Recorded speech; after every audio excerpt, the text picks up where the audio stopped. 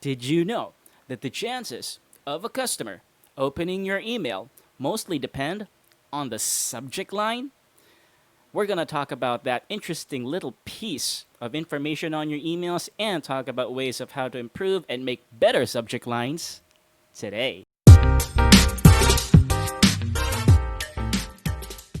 What's up? You're watching Tito Talks English Mondays. Once again with your favorite Tito Miguel, who loves to make English discussions easier to understand for both agents and clients. Magandang Monday po sa ating lahat. Thank you so much for tuning in. I hope you are all safe, well, healthy, and dry on this hectic Monday evening. We're so happy to have you guys here today as we are going to be talking about something that really ticks off a lot of people most of the time, especially when not done properly. I'm talking about email subject lines. Now, when we talk about subject lines, this specifically refers to that section of the email, that part of the email that everyone always sees when they open their inbox. So you've got your inbox, your email inbox is going to show you all the subject lines of all the email threads that you're following, and of course, from whom you receive these said emails. Now, usually when you have a new email in your inbox, it will almost always contain the said subject line, which means for the first 5 to 10 seconds of your customer reading your subject line, they are making the decision whether or not to read it, open it, or to send it immediately to your spam folder, which makes it really, really important. While sending emails is really easy, getting your emails read is a completely different story. Which is why making proper subject lines, which are compelling, convincing, sincere, to get your customer concerned enough to open them and see what you have to say is of utmost importance to any agent, especially in today's society wherein most marketing, selling, communicating is done electronically. You want to make sure that you have good subject lines so that your customer knows you're not just in here for the quick buck, for the quick commission, and you're sincerely there to help them.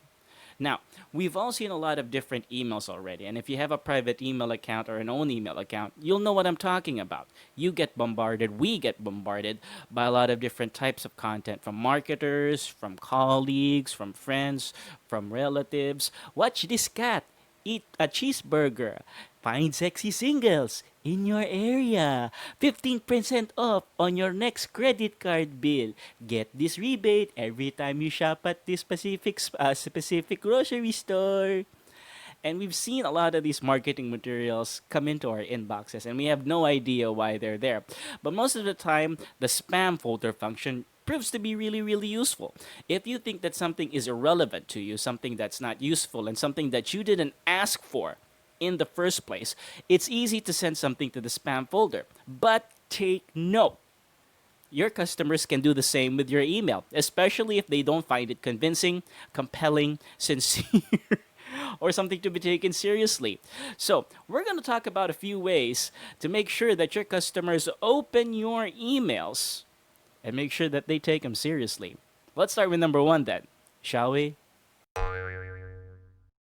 What better way to be more sincere than to include your recipient's name in the email subject line itself? This is by no means the most direct approach to get someone's attention. People like reading their names and stuff. People like hearing their names coming out of other people's mouths. Who's not to say that people also like reading their names in subject lines? It means a couple of things, actually. Number one, it means that you were sincere enough to research who you're emailing, that you know their basic name, at least their first name, at the very least.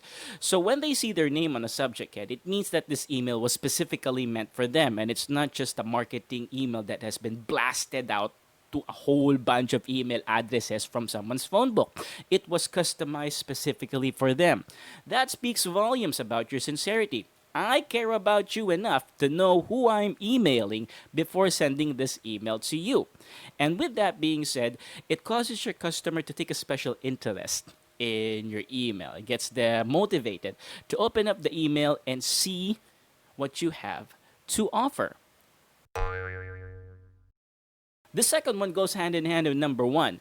If it's really really important that you mention your customer's name, or there is a mention of your customer's name on your email, it's also very very useful to mention the name of anyone that referred them to you.